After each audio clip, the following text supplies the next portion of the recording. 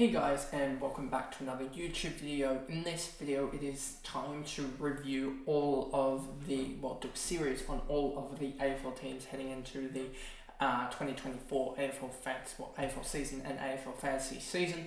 So one a day now for the next, basically from the new year, will be all the teams all 18 teams in the AFL comp, and how I look at them for the 2024 season, any sort of players that I'm looking at, etc., and who sort of presents value, but also who are the premiums in sort of this early stage before we get even back into the pre-season for a lot of these guys that starts up in the new year. But before we get into this video, remember to like and subscribe, turn the notification bell on so you know when I upload, and let's get into this video.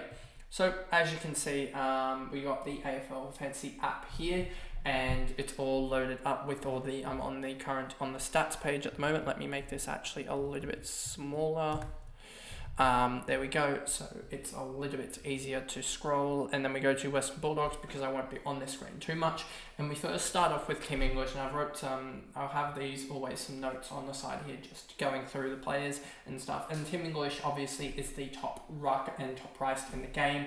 And he does have a 119 average by his side, but that just shows that he was obviously the best scorer in the game last year. He did have a 113 L3, as you can see here, which is a little bit annoying that he did underscore. Well, it actually isn't that annoying because it does help him keep 119 rather than be like a 120 or a 121, because if he was a 121, that would be an extra like 20k, and that would be quite hard to fathom him at 1.1 almost mil it would be. So I just don't like the prospect of him being a top player, and we've seen that sort of curse happen where a top player doesn't actually be the top player in the next year. So I'm wondering if that's going to be the same with the likes of English. And I also think that there's just massive value options with Grundy, also Gorn, and then Jerry as well, which we'll get to in the other recaps further down the line. I believe North is somewhere, let's just look here. North is going to be probably on, first, second, third, fourth, fifth, sixth, seventh. North will be on in about a week's time. That review will go out, even though I'll probably be recording it about the day later because I'm recording these in advance. But Tim English, I don't really like his options too much. As you can see, 35 in his first year, you can see his sort of fantasy splits and the big couple of jumps the last couple of years. I just don't see there being terribly much more rise in him, and I just think that it's one bad game basically away from ruining his whole price by like 50, 60, 70k quite easily. And you see here, even him to start last year, he went 115, 117, 111. So that probably would actually have him dipping down, I would say even 20, 30, 40k quite quickly. Then he had those big runs and then a 99. But if he dropped something like a 70 here or something like that, which he dropped in round 13, and I think that was in the bye stretch, that might have been in the easier bye round with the two teams. That could easily see him really drop down. So you really don't want to start him to drop like anything other than about a 110, else he's going to start dropping cash very quickly. The next player we have up is Marcus Bontempelli, and the thing about him is I initially had him, you would have seen my first team that I put out. It would be almost about a month ago now, I would say, almost a month, if not slightly less than a month ago, just trying to figure it out with going through the content and when I actually released it. When did I release that video with my team? That was only 12 days ago, that team reveal. That's already changed a lot. He was sitting there in my team for about 3 or 4 days, about 4 days after it, till around about 2 or 3 days ago, when the stuff came up that I only just realised that he had a off-season ankle injury and isn't supposed to return to training properly until January. That is with a November surgery, I believe. I'd have to do further look in that, but this is just a general overview. So there is potential for him to not start the season necessarily the best, but it is Bont, so you have to always look at that. But then you also have to look at the past history of the midfielders, really top 10 midfielders. We always think, Rory Laird, remember him last year? He went from a 120 guy to a 110 or something like that, 105 guy. I don't know exactly what he went to. Let's actually just check this. Just check over here, make this all positions. and then go Laird here, you can see Laird went from a 120 guy, I believe, to a 110, if it serves me correctly. That it isn't showing it properly, but even you can see he was down on his 2021, even though I believe his 2022, if we look at he started to show his start price, so he lost 103k in the season, which just shows, and he ended up a 959. So I think he was priced around the in the end, I think he was priced around the 110. I think he lost over 10 points in value. So that just shows again that the number one midfielder tends to actually not hit the number one marker the year after. And we can see with Bond, he's had a good year, then a bit down year in 2020, even though that was 1.25 times that 83, so that isn't even that bad. Or 83.9 times 1.25 is still a 104, so he actually did pretty much the same, then a 107, then a 100, and then a 117. So it'll be interesting to see what he puts up, but I'm not tempted too much in him because I feel like I can basically use the extra 90 to 100k that I have on him and use it and potentially with another couple of absolute premium guys, and use it to get a fifth primo pretty much in the midfield and go, or potentially get another, swap some things around and basically get another primo on the field. The next guy I am going to talk about is Tom Liberatore. If we actually go to, is it this one here, you can sort of see who I have flagged or whatever, favorited. It's about 90 across the 18 clubs, so it's around about 5 per club that are favorited. And then you have, I put out a tweet, if I put it up here, and hopefully that's just a random person. Then you've got here, you can see this tweet here that if you put down your suggestions, I've already done the scripts for the first, well, by the time this video comes out, it'll be probably all of the teams, or at least the first 8 teams, so pretty much everyone down to, let's just look here, everyone down to, if we could look at all the clubs, I'll have done Sydney, St Kilda, Richmond, probably anyone outside of Melbourne and above, I'll probably not have done. So, and that'll be for the second. The second will have probably have filming of Hawthorn, GWS, Gold Coast, and Geelong, and then you'll probably have Freo, Essendon, Collingwood, Carlton, Brisbane, and Adelaide that are safe until the 13th or whatever, that will resume filming there of those ones.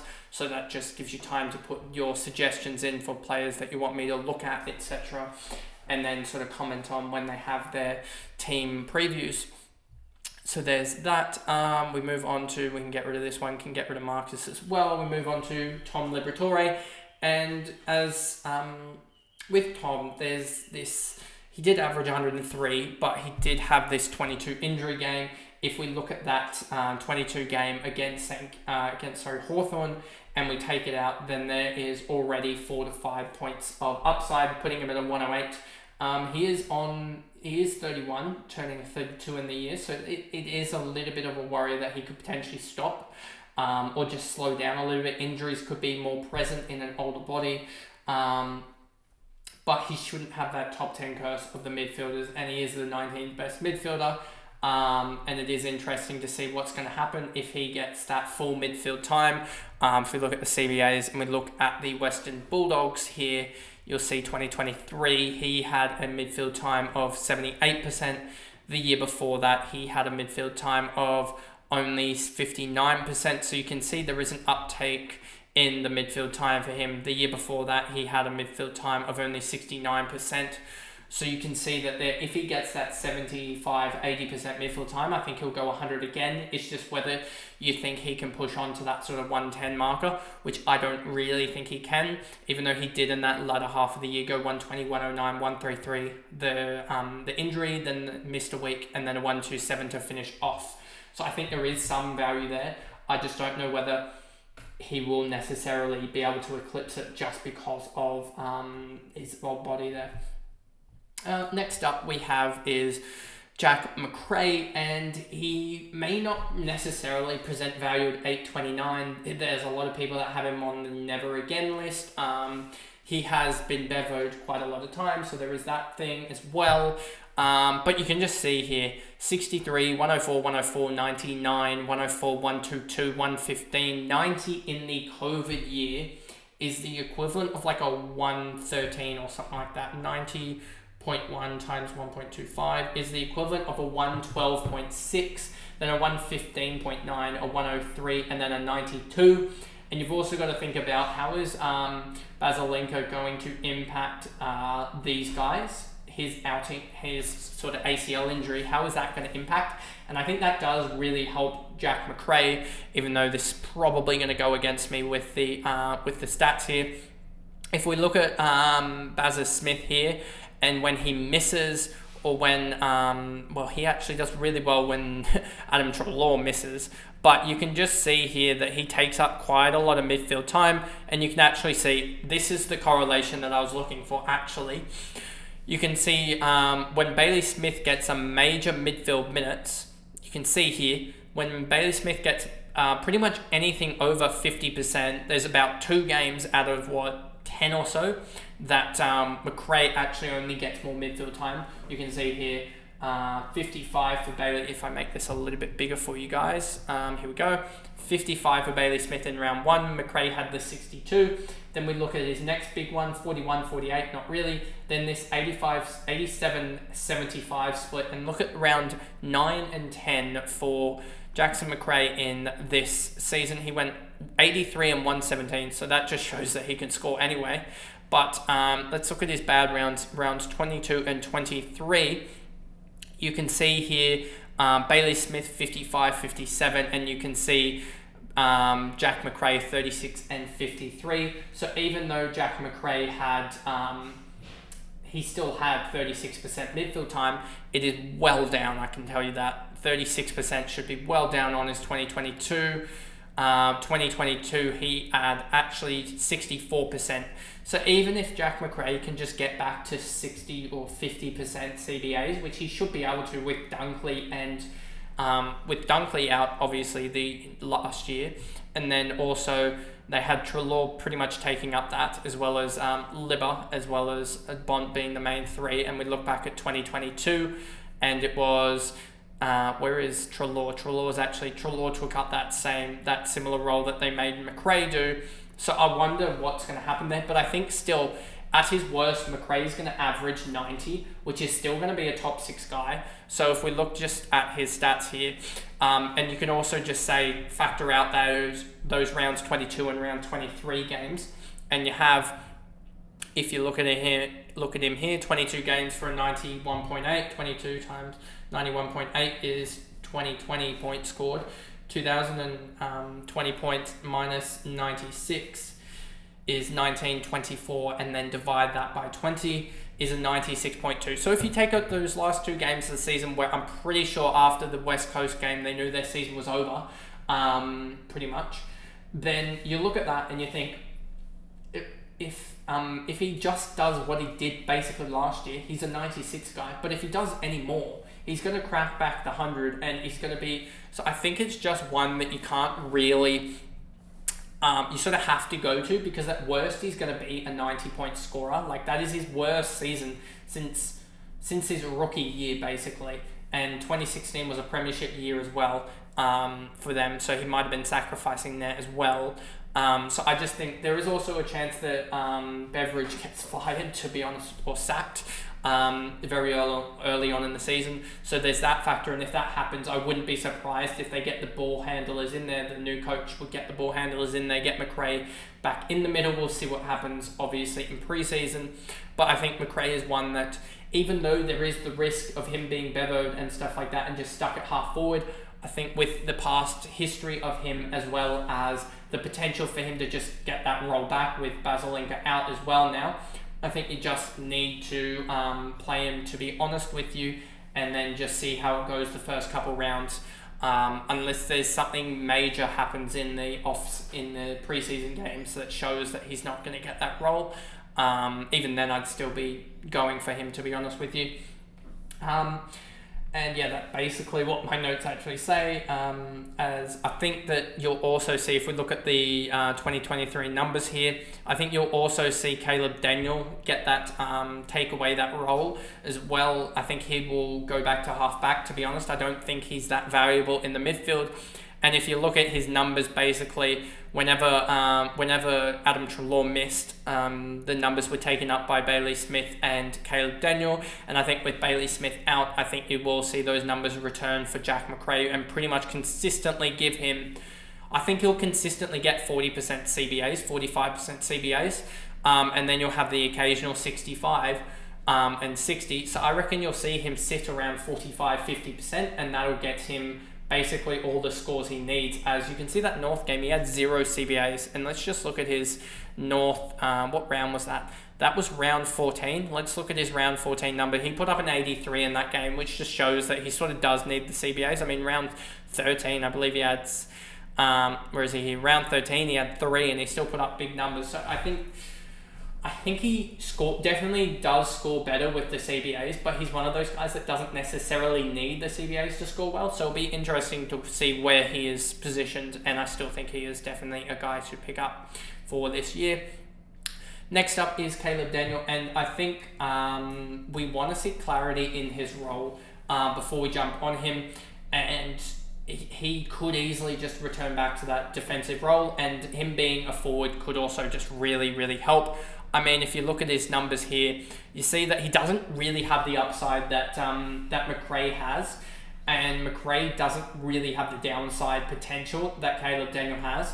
So I reckon that's why I'd rather go Macrae over Daniel, even though they're basically the same price.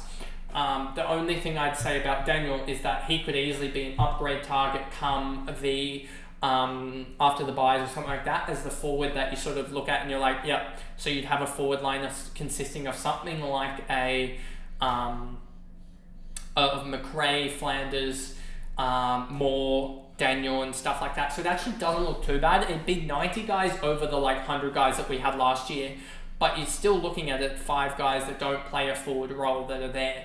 So I think Daniel is a guy that he averaged 90 last year, and if he gets that PD role that we've seen in the past that Western Bulldogs have displayed with their kicking around uncontested marks, I reckon he could easily average the 90 again, or even push that up towards that 93, 95.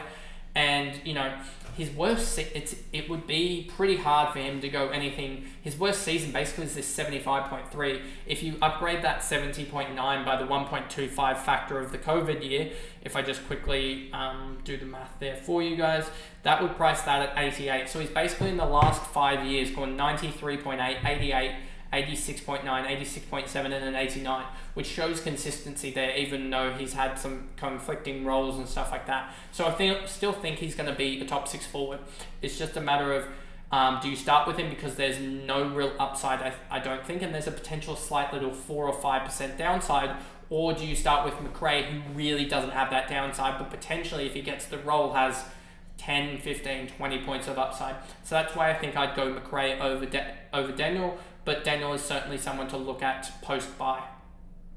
One of the last guys to look at is Nick Caulfield. If I just bring up his stats from the last year, didn't play in 2022, but if we look at his in 2022 or 2023, so if we look at his 2021 numbers, just look at that. He produced a 104 and he's priced at 358, which is roughly 40. That basically that 104 accounts for 2.5 weeks. You see here, if we get something similar to this, we are definitely looking at that and wanting that.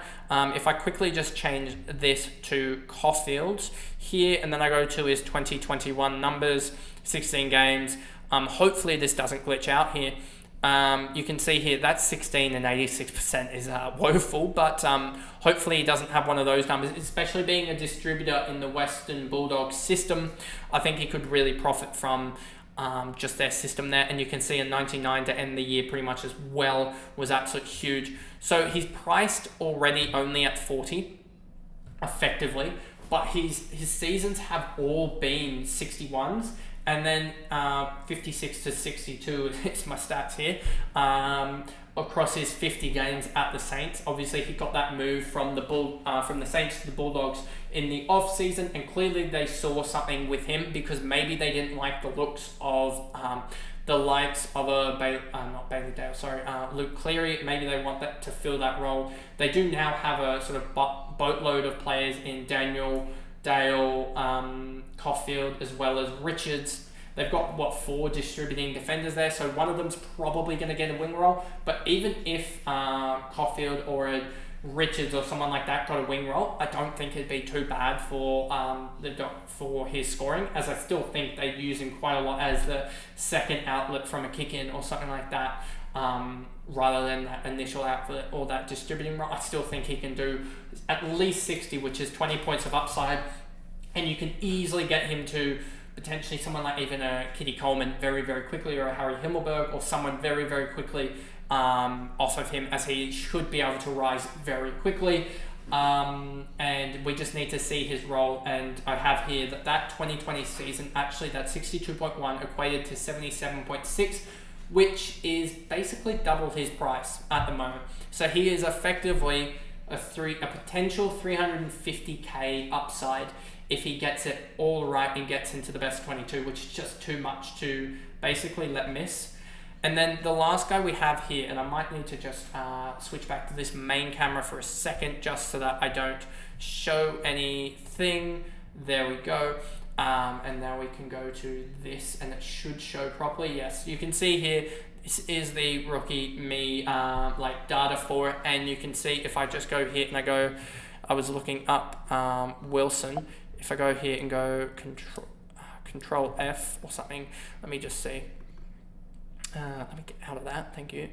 And let me get to Sanders. I should have probably set this up beforehand, but you can see Sanders 125.5 AFL Fantasy average, clearances of 5, disposals 35.5, just showing his ability with the ball in hand and his ability just to grab the ball easily there. So he could easily fill this, if I go back again here to this screen here, the CBAs for 2023, he could easily fill in this role that Treloar was playing, as well as Bazza Smith. So there is an easy way for them to sort of go around it, and being the 6th overall pick, they obviously see him there as one of the future players there. Average, as I said, 35, 6 and 4 in the for the Allies in the under 18s, worth 125 fantasy points, which was the highest, I think, out of all of the rookies. I mean, you had Harley at, I think, 80 or 70 or something like that, and some other guys, but definitely the Allies did rack it up in that midfield, which I think is something similar to what will happen obviously at the Bulldogs, but he won't hit 125. That is just nonsense for people to think that he'll hit 125 per game, but he could easily be a 70 to 80 guy in the rookie season. And being priced at, what is he actually priced at here? If I go here and go down and scroll down a little bit, he is priced at 285k, which I believe is priced at about 32. If I just do 285 divided by the magic number, he is priced at around 31.5, and if he's going to hit 31.5. It's just a matter of, can he hit, is he going to be like Ashcroft and hit sort of that 70, 80 range? I think Ashcroft was around that range. Or is he going to be sort of that guy that goes a little bit less and has that sort of 60 season? I think it will be that 70 to 80 guy, but it's only a matter of, I guess, time until we see what turns out with him. But anyway, that pretty much rounds up the first recap. I can't say anything at the moment. That rounds up the first recap of the Western Bulldogs recap for the 2020, or preview for the 2024 season, going through all their players, and especially the key players, some of how they traded over their off season and to get Caulfield, how they drafted to get Ryley Sanders, and how they will probably be very good cash cows, as well as just looking at the main players and how you might want to stay clear of that number one in each of the lines, as they tend to not score that well. But you do want to try and find a guy in that sort of top 5 in each of those lines, or at least one of those lines, to get a captaincy material each week. But anyway, that pretty much is the video. You will see West Coast Eagles tomorrow, Sydney on the 3rd, and then also St Kilda on the 4th, Richmond 5th, and so on until we get through all the clubs in Adelaide to round it out on what, the 17th or 18th. I haven't done the math there, but somewhere around there. That should be Adelaide. and then we'll get into probably player versus player ones as well, and some other off-season content as we draw nearer. Probably our secondary AFL Fantasy team reveal will come out somewhere around that time, as that's late January and we have basically 2 months to go from then. But anyway, that is the video, and I'll see you guys in the next one. Bye guys.